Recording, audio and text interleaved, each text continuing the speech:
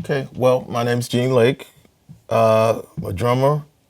Been playing drums for almost 30 years here, freelancing, working with people like Henry Threadgill, Steve Coleman, Michelle Ndegil cello, Marcus Miller, I said Steve Coleman, David Sanborn. And, happy to be here. Happy to be here at the festival. I was invited by initially, Mark Whitfield called me. And, so far it's been great. Looking forward to the rest of the experience here.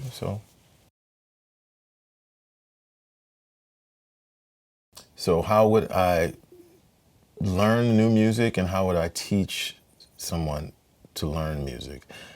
I guess the biggest or easiest way is, to sing it.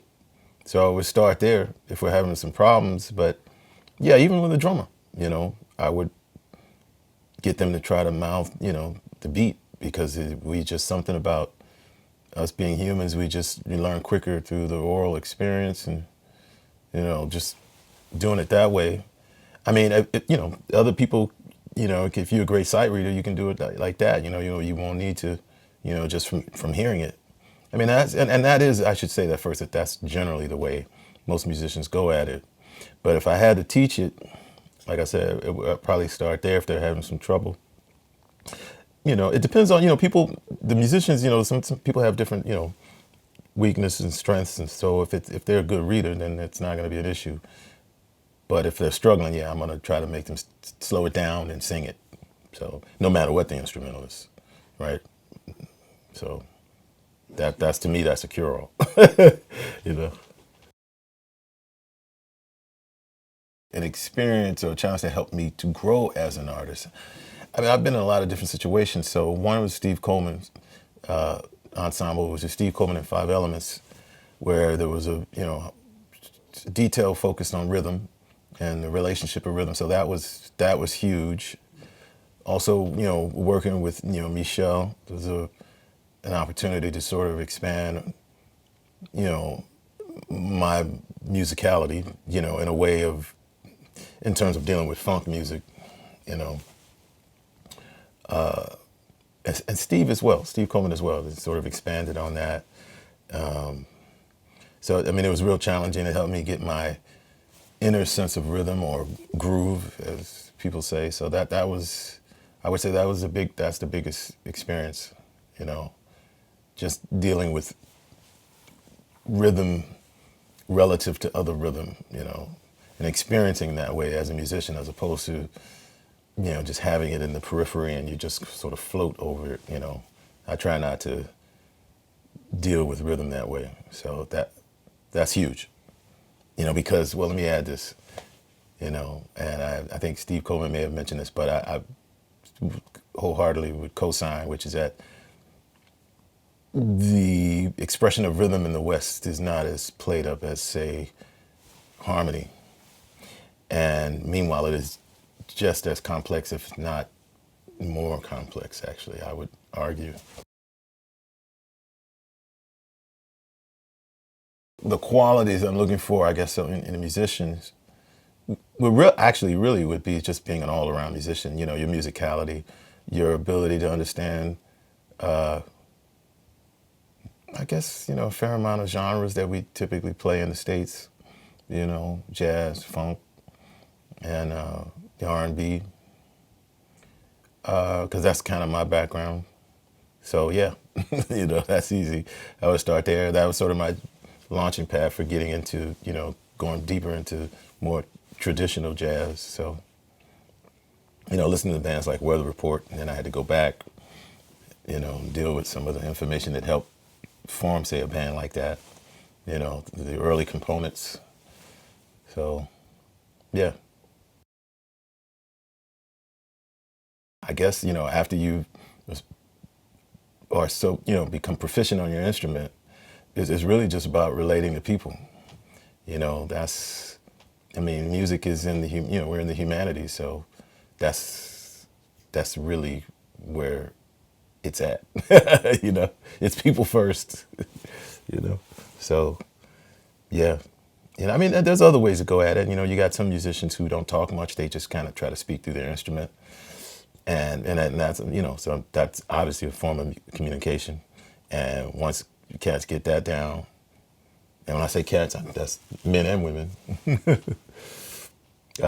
You know, you can ingratiate yourself, right, in any situation through just being proficient and having the ability to play what you're supposed to, you know. So, right. So to answer the question, go back to a no. I guess, you know, it's just the hubris. You know, you just might want to not get too far out there with your ego or whatever.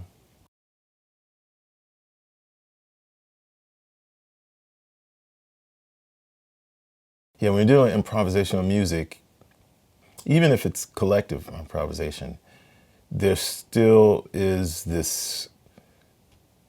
Well, to flat out to answer the question, dealing with all three of the components of your question, there's always tension and release, or question and answer, right? We always have this structure.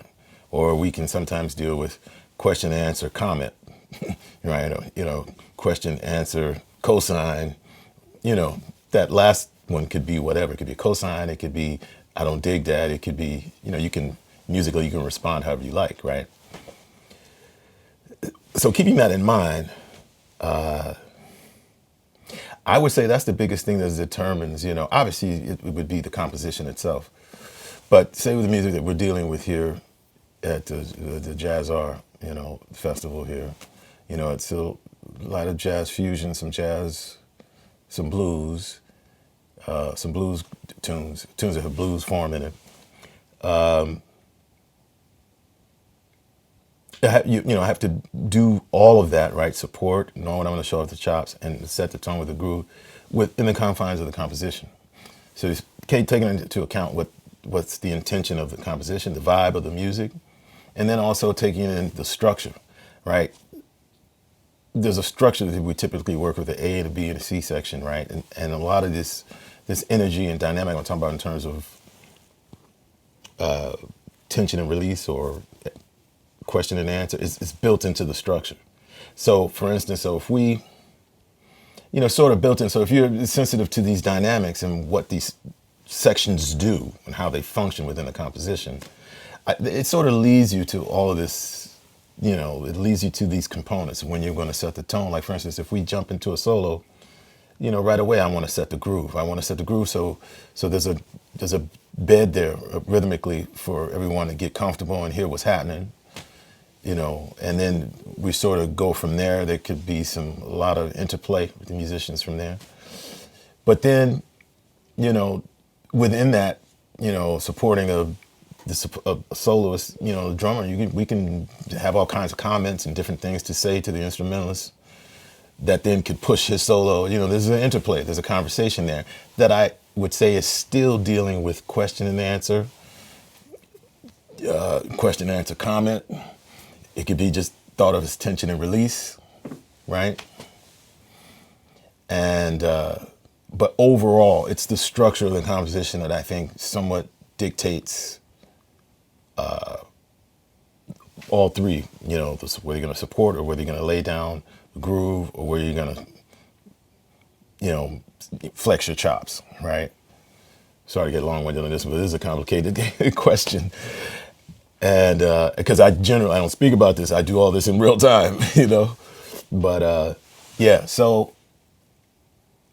and that's to me, yeah, I mean, I teach, so that's the biggest one to get, you know, through the students, you know, because they're learning. So you're trying to get proficient on the instrument, but yet there's a bigger picture, right? Once you become proficient on your instrument, then you have to become, you know, hyper aware of how music functions in different genres and the structure of the song, you know. Whereas if I'm working with quote unquote some avant-garde jazz artists, often, let's say there's a tune that goes through the question and the answer in the composition, like an A and a B section. When we get to the C section, which could function as a comment, sometimes they might want to stay there. Or if we like the B section, you might just want to stay in the B section just because you like what it's doing and the feeling and the groove, right? You know, so we've moved through these spaces over the decades now, I would say from the 60s on, to where we've sort of breaking all these different structures. You know, we've gone in all these different spaces and people are doing, you know, really creative stuff, you know. all over the place. I'm sorry, I'm saying this because myself as a musician, I've played a lot of different genres with a lot of different musicians who very different ways of dealing with music. So, but yeah, I hope that makes sense for you.